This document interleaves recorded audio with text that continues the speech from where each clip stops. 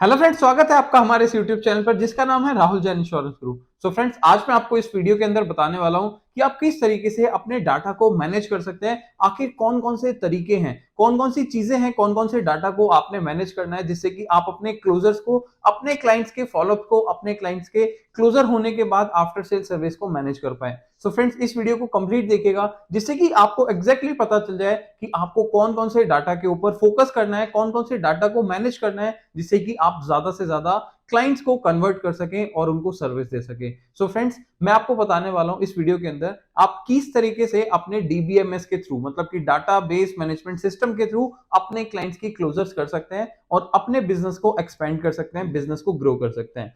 So friends, अगर आप हमारे इस चैनल पर नए हैं तो अभी के अभी सब्सक्राइब कर दीजिए, बेल आइकन को प्रेस कर दीजिए जिससे कि आगे आने वाली वीडियो की नोटिफिकेशन टाइम पर मिल सके। तो फ्रेंड्स, मैंने आप लोगों के लिए ऑलरेडी एक प्लेलिस्ट बना दी है जिसके अंदर आप अपने बिजनेस को, इंश्योरेंस बिजनेस को ग्रो करने के लिए आप हेल्प ले सकते हैं। इस सीरीज का नाम है इंश्योरेंस ग्रोथ मास्टरी, मतलब कि आप इंश्योरेंस ग्रोथ मास्टरी देखकर, आप हमारी प्लेलिस्ट को देखकर अपने बिजनेस को ओवरऑल ग्रो कर सकते हैं। इसके अंदर मैंने आपको समझाया कि आप कैसे प्रोस्पेक्ट ढूंढ सकते हैं, किस तरीके से ऑब्जेक्शंस को हैंडल कर सकते हैं, किस तरीके से क्लाइंट के साथ प्रेजेंटेशन करनी है। सो फ्रेंड्स, आप इस सीरीज को देखकर पूरा का पूरा आप नॉलेज ले सकते हैं और साथ में अपने बिजनेस को ग्रो कर सकते हैं। किस तरीके से आप अपने डीबीएस मैनेजमेंट को, आप सिस्टम को डिजाइन कर सकते हैं। सो फ्रेंड्स, इसके लिए मुझे आपको अपनी स्क्रीन पर लेकर चलना होगा और मैं आपको बताऊंगा कि किस तरीके से आप अपने एक ही एक्सेल शीट के ऊपर अपने डाटा को मैनेज कर सकते हैं। तो फ्रेंड्स, चलते हैं अपनी स्क्रीन के ऊपर और समझते हैं कि किस तरीके से आप अपने डाटा को मैनेज करेंगे। तो फ्रेंड्स, इस वीडियो को कंप्लीट देखिए जिससे कि आपको पूरी इंफॉर्मेशन मिल जाए और ध्यान से एक एक स्टेप को समझिएगा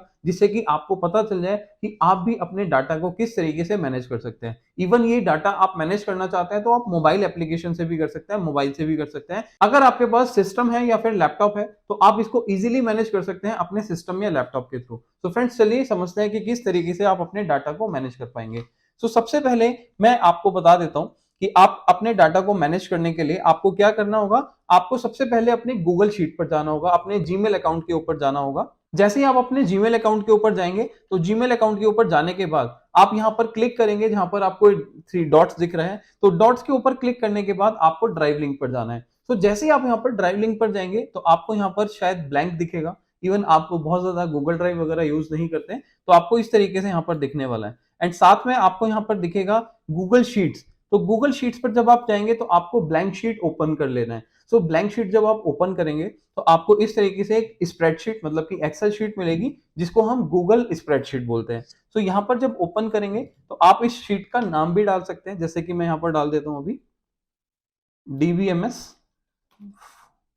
फॉर इंश्योरेंस, या फिर हम इसको डाल सकते हैं, आप कुछ भी नाम डाल सकते हैं इसका, insurance DBMS sheet, right. Database management system इसको हम बोलते हैं, ठीक है। दूसरा, आप यहाँ पर देख सकते हैं कि यहाँ पर आपकी शीट बन गई है, शीट नंबर 1। एंड इसी तरीके से आप यहाँ पर शीट नंबर 2, शीट नंबर 3 भी क्रिएट कर सकते हैं। तो सबसे पहले जब आप डाटा को मैनेज करना चाहते हैं तो आपको नॉर्मली 3 तरीके की शीट के ऊपर आपको ध्यान देना है। सबसे पहली शीट वो जिसके अंदर आपको आपके क्लाइंट का डाटा हो, मतलब कि आपके प्रोस्पेक्ट्स, आपके सस्पेक्ट्स, आपने जिन जिन इंक्वायरीज को इकट्ठा किया है मार्केट से, आपने मार्केटिंग करी है किसी भी तरीके से, आपके पास जो भी नाम नंबर आता है कहीं से भी, तो वो डाटा आपने इस शीट के अंदर लिख लेना है। तो इस शीट का हम नाम यहां पर दे सकते हैं प्रोस्पेक्टिंग शीट, जो कि मैंने आपको बताया फर्स्ट शीट होगी। एंड दूसरी शीट का नाम आप दे सकते हैं, जो कि मैं आपको दिखा रहा हूं ऑलरेडी, कि दूसरी शीट वो हो सकती है जिसके अंदर आपने क्लाइंट को प्रेजेंटेशन दिया, क्लाइंट के साथ आपने डिटेल शेयर किया, आपने प्रेजेंट प्लान दिखाया उनको, आप मीटिंग के लिए गए, उनको अपने प्लान की डिटेल्स दे दी। तो ऐसे क्लाइंट जो कि आपके फॉलोअप लिस्ट के अंदर आ सकते हैं, आपने उनको प्रेजेंटेशन दिया, आपने उनको प्लान की डिटेल दी, आपने उनको डिटेल्स बता दी है, अब वो क्लोजिंग नहीं हुई है, राइट। तो ऐसे नंबर्स को, ऐसे डिटेल्स को, ऐसे नंबर्स को, ऐसे कस्टमर के डाटा को आप यहां पर लिख सकते हैं। तो इसको हम बोल सकते हैं फॉलोअप डाटा, ठीक है, प्रोस्पेक्टिंग डाटा, फॉलोअप डाटा। तो दो दो पहली हो गई हमारी प्रोस्पेक्टिंग डाटा, सेकंड हो गई हमारी फॉलोअप डाटा। अब तीसरा जो आता है वो है हमारा, जो कि हो गया आफ्टर सेल सर्विस के लिए, मतलब कि जिन पॉलिसीज को आप ऑलरेडी क्लोज कर चुके हैं, जो पॉलिसीज आपने सेल कर दी हैं, तो इन कस्टमर का या इन डिटेल्स को जनरेट करने का या डाटा को मैनेज करने का क्या बेनिफिट है। इवन आप में से सोच रहे होंगे यार वो तो मेरे सॉफ्टवेयर में भी हो जाता है, बट मैं आपको बता देता हूँ कि इसका डाटा का मैनेजमेंट का यहाँ पर फर्क क्या हो सकता है या बेनिफिट क्या हो सकता है कि अगर मान लीजिए आप यहाँ पर आफ्टर सेल सर्विस वाले जो क्लाइंट्स है उनको आप मैनेज करते हो, उनका डाटा मैनेज करते हो, तो कल को आप यहाँ पर क्रॉस सेलिंग कर सकते हो, इवन अप सेलिंग कर सकते हो। जैसे कि एग्जांपल के लिए आपने किसी को अपनी गाड़ी का इंश्योरेंस सेल कर दिया, अब गाड़ी का इंश्योरेंस सेल करने के बाद आप उनको हेल्थ इंश्योरेंस भी पिच कर सकते हो अगले महीने में, या फिर किसी को आपने हेल्थ इंश्योरेंस बोला, आपने किसी को हेल्थ इंश्योरेंस सेल कर दिया, तो आप उनके डाटा मैनेज कर सकते हैं, उनसे क्लाइंट से प्रोस्पेक्ट ले सकते हैं, उनका डाटा ले सकते हैं कि सर आपकी गाड़ी का रिन्यूअल कब होता है। सो आप यहाँ पर अपने प्रोडक्ट को क्रॉस सेल कर सकते हो जिससे कि आपके पास बिजनेस एक्सपेंड करने की लिमिट बढ़ जाए, राइट। तो यहाँ पर आपको समझना है कि अगर आप आफ्टर सेल सर्विस करना चाहते हैं या अपने बिजनेस को और एक्सपेंड करना चाहते हैं,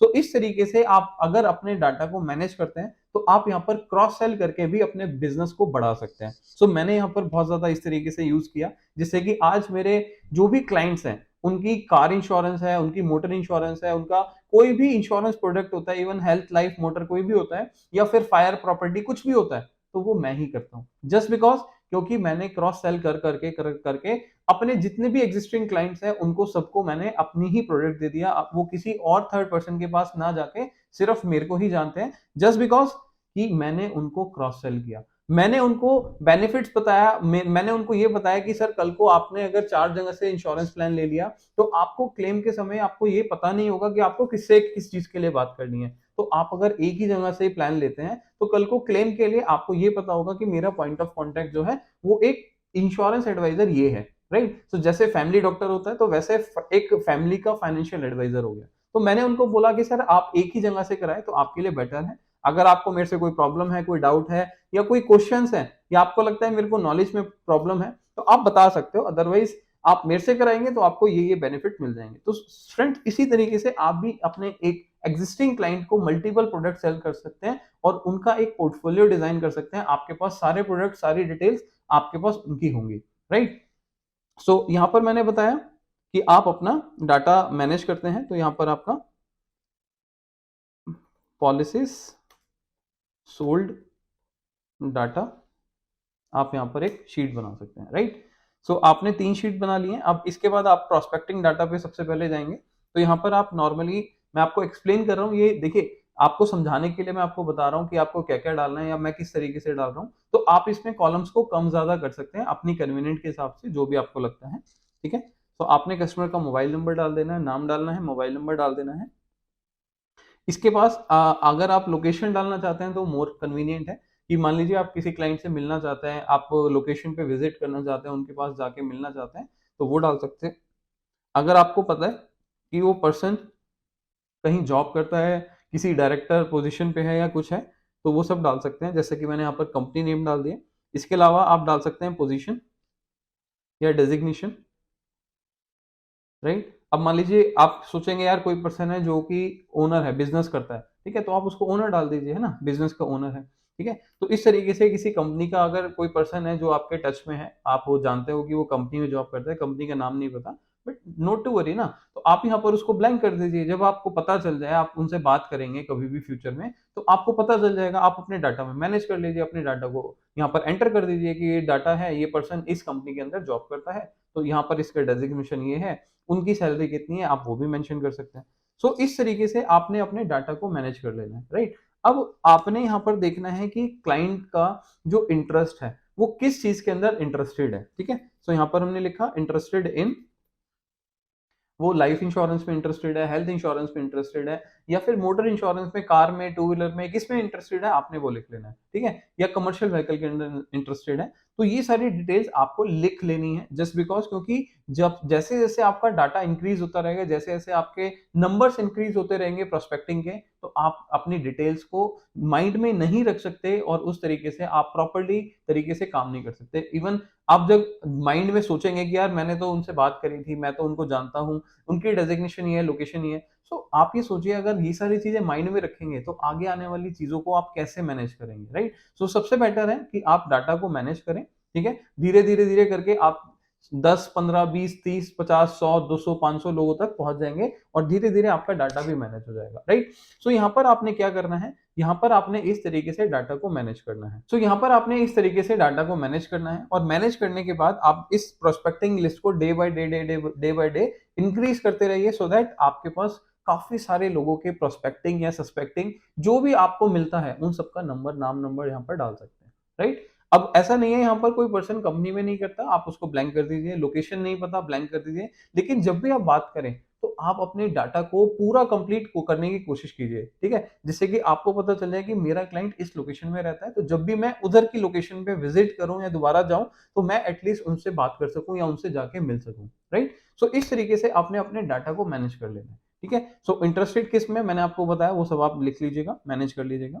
अब सेकंड जो कॉलम है उसमें भी आप इस तरीके से, सेकंड जो शीट है हमारी फॉलोअप डाटा की, इसमें भी आप इस तरीके से कर सकते हैं। जैसे कि एग्जांपल के लिए आपने लिखा नेम, कि वो किस पर्सन है, किस पर्सन से आप मिले थे, उनका मोबाइल नंबर, लोकेशन, उनका लोकेशन क्या है वो आप लिख सकते हैं, ठीक है, बिकॉज आपको ऑलरेडी पता होगा क्योंकि आपने विजिट किया है या उनसे बात करी होगी, तो फॉलोअप करने के लिए आपने देखा।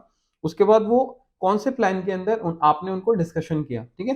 सो प्लान डिस्कस्ड, आपने उनको कौन सा प्लान डिस्कस किया, प्रीमियम कितना था, एक्सपेक्टेड एक्सपेक्टेड क्लोजर डेट,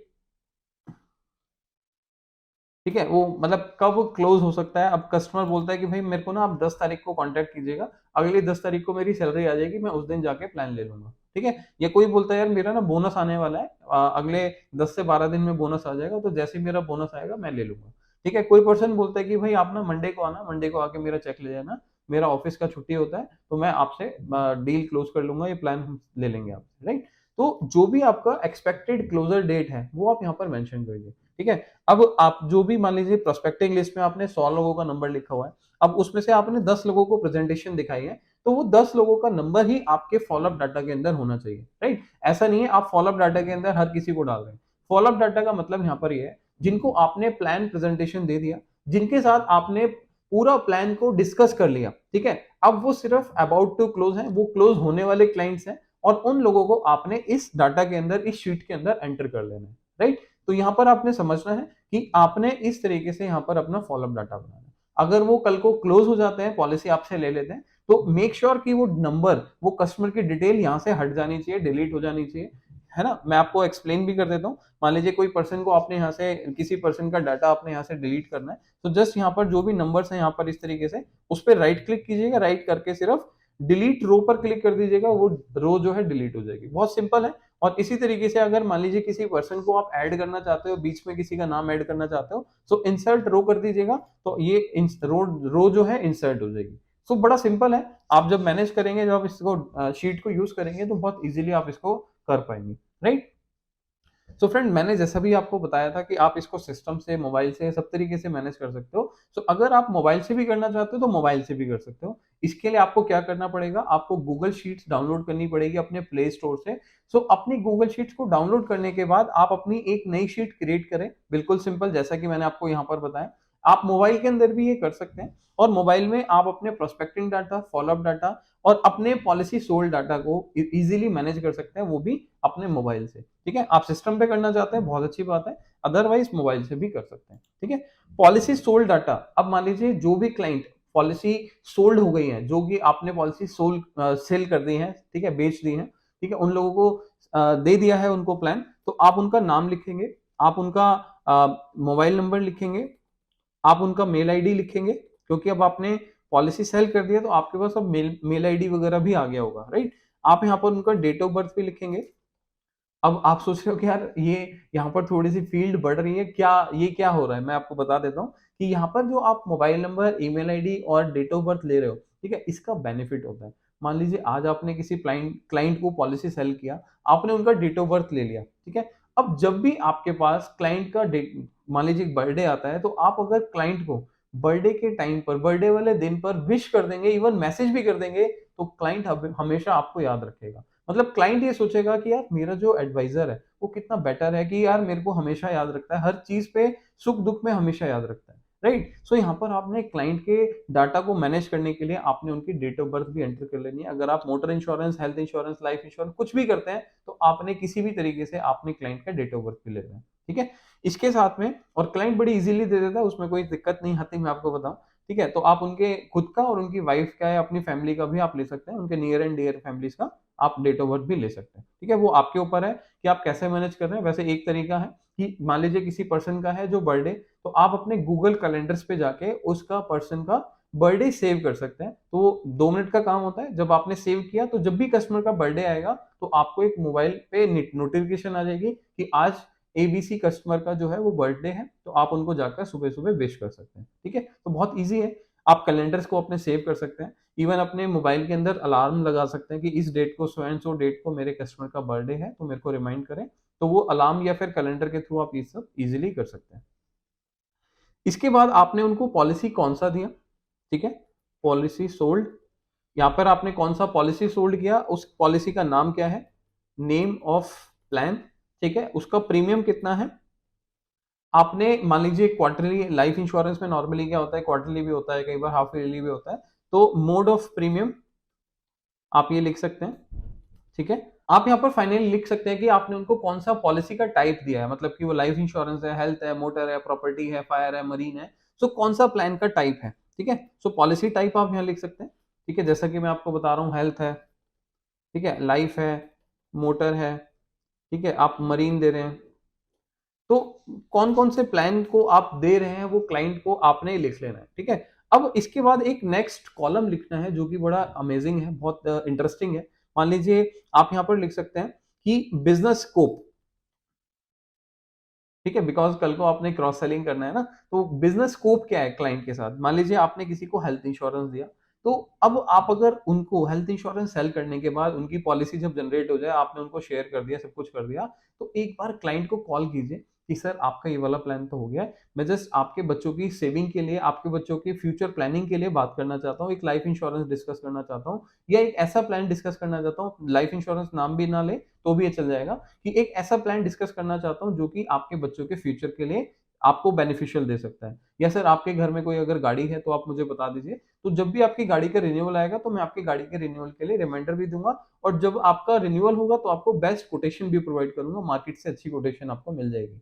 तो आप इस तरीके से क्लाइंट से डाटा ले सकते हैं। अगर आपने कोई भी प्रोडक्ट सेल किया है तो आप उसको मल्टीपल प्रोडक्ट सेल कर सकते हैं। So that is the power of, आप यहां पर कर सकते हैं कंपाउंडिंग, अपने बिजनेस को मल्टीप्लाई कर सकते हैं just because of your own data. अब आपने, बहुत सारे एडवाइजर्स होते हैं कि यार मैं अपने बिजनेस को कैसे बढ़ाऊं। मैं आपको बताता हूं कि मैं अगर महीने में 20 पॉलिसी सेल करता हूं तो मेरे पास अगले महीने के लिए वो 20 प्रोस्पेक्ट तो तैयार हो गए ना, कि अगर मैं हेल्थ बेच रहा हूँ, लाइफ बेच रहा हूँ, मोटर बेच रहा हूँ, तो कल मैं उनको मल्टीपल दूसरे प्रोडक्ट्स के लिए पिच कर सकता हूँ। सो उन प्रोस्पेक्ट से बात करो ना, उन प्रोस्पेक्ट का डाटा इकट्ठा करो ना। उन प्रोस्पेक्ट्स का आपने मंथ वाइज डाटा अगर इकट्ठा कर लिया कि गाड़ी का इंश्योरेंस जनवरी में इनका आता है, फरवरी में इनका आता है, मार्च में इनका आता है, तो आपके पास प्रोस्पेक्ट्स की डाटा की कभी कमी ही नहीं होगी। यही मैं आपको समझाना चाह रहा हूं। तो सबसे मेन चीज है, आपने अपने डाटा को रिटर्न फॉर्म में लेकर आना है, आपने अपने डाटा को एक्सेल में लेकर आना है, जिससे कि आप प्रॉपर्ली मैनेज कर सके। राइट, मैं आपको एक तरीका और बता रहा हूं फाइनली, जो कि शायद मोटर इंश्योरेंस में आपके लिए ज्यादा हेल्पफुल रहेगा। तो मोटर इंश्योरेंस का डाटा आप कैसे मैनेज कर सकते हैं प्रोस्पेक्टिंग के लिए। मान लीजिए आपने यहाँ पर जैन लिखा, यहाँ पर आपने फेब लिखा, यहाँ पर आपने मार्च लिखा, यहाँ पर आपने अप्रैल लिखा, यहाँ पर आपने मई, जून, इस तरीके से आपने पूरे ईयर वाइज यहाँ पर लिख लिया। अब एग्जाम्पल के लिए कोई पर्सन है जिससे आप बात कर रहे हो, ठीक है, डे टू डे बेसिस पे, जैसे आप रेगुलर कस्टमर से बात करते हो। अब कस्टमर से आपने पूछा कि सर आपकी गाड़ी कौन सी गाड़ी है, कौन सी गाड़ी ड्राइव करते हैं, तो कहता है मैं क्रेटा यूज करता हूँ। ठीक है, तो उसने कहा ठीक है सर, कोई दिक्कत नहीं। सर मैं आपसे पूछ सकता हूँ कि आपकी पॉलिसी कब रिन्यू होती है, कौन से मंथ में आपने पॉलिसी लिया था, या कौन से मंथ में आपने गाड़ी लिया था। वो कहेगा यार आई थिंक मैंने वो मार्च में लिया था, या फिर मई या मार्च में या फिर अप्रैल में लिया था। तो अब आप थोड़ा सा और पूछ सकते हैं कि सर मार्च में लिया, अप्रैल में लिया। वो कहेगा हाँ मैंने अप्रैल में लिया है, अप्रैल में। ठीक है, सो आप अप्रैल में जाके उस कस्टमर का नाम लिख सकते हो, जो भी उन कस्टमर का नाम है। जैसे मैंने आपको शीट में दिखाया, एबीसी आपने लिख दिया। ठीक है, अब मान लीजिए दूसरे कस्टमर से बात होती है, दूसरा कस्टमर कहता है कि भाई मेरी पॉलिसी जो है वो जून में एक्सपायर होती है। ठीक है, सो आपने यहाँ पर जून में उसका नंबर लिख दिया। तो जब भी आप कस्टमर से बात कर रहे हैं, उनसे मंथ पूछ लीजिए कौन से मंथ में आपकी पॉलिसी होती है, और मंथ वाइज डाटा आपका मैनेज होता चला जाएगा। अब मान लीजिए अप्रैल के महीने में जब आप अपने डाटा को ओपन करेंगे, अपनी शीट को ओपन करेंगे, आप देखोगे यार मैंने अगर 100 लोगों से बात करी थी तो 20-25 लोग ऐसे हैं जिनकी अप्रैल में पॉलिसीज होती हैं। सो फ्रेंड्स, आप यहाँ पर अपने डाटा को ऑटोमेटिकली सिस्टमाइज कर सकते हो, मैनेज कर सकते हो, और अपने बिजनेस को ग्रो कर सकते हो। तो मैं आपको यही बताना चाह रहा था कि आप अपने डीबीएमएस के थ्रू, आप अपने सिस्टम को जनरेट करके अपने डीबीएमएस के थ्रू अपने बिजनेस को ग्रो कर सकते हो, मल्टीप्लाई कर सकते हो। सो फ्रेंड्स, ये वीडियो कैसी लगी जल्दी से लाइक कीजिएगा, शेयर कीजिएगा, जिससे कि आप जैसे भाई, आप जैसे दोस्त, आप सबको मैं बता सकूं कि आप अपने डीबीएमएस के थ्रू, अपने डाटा मैनेजमेंट सिस्टम के थ्रू अपने बिजनेस को ग्रो कर सकते हैं, मल्टीप्लाई कर सकते हैं और बहुत ज्यादा लोगों को पॉलिसी सेल कर सकते हैं। सो फ्रेंड्स, अब हम मिलेंगे नेक्स्ट वीडियो में। अगर आपको वीडियो अच्छी लगी तो लाइक कीजिएगा, शेयर कीजिए, जिससे कि उन सभी लोगों को पता चल सके कि डीबीएमएस से आप अपने बिजनेस को कैसे ग्रो कर सकते हैं। अगर आपका कोई क्वेश्चन है, अगर आपकी कोई क्वेरी है, तो मैं आपके क्वेश्चंस का वेट करता हूं, जिससे कि मैं उसको आंसर कर सकूं और आपको मोटिवेशन दे सकूं। तो फ्रेंड्स, अब हम मिलेंगे नेक्स्ट वीडियो में। Till the time, be safe, be insured.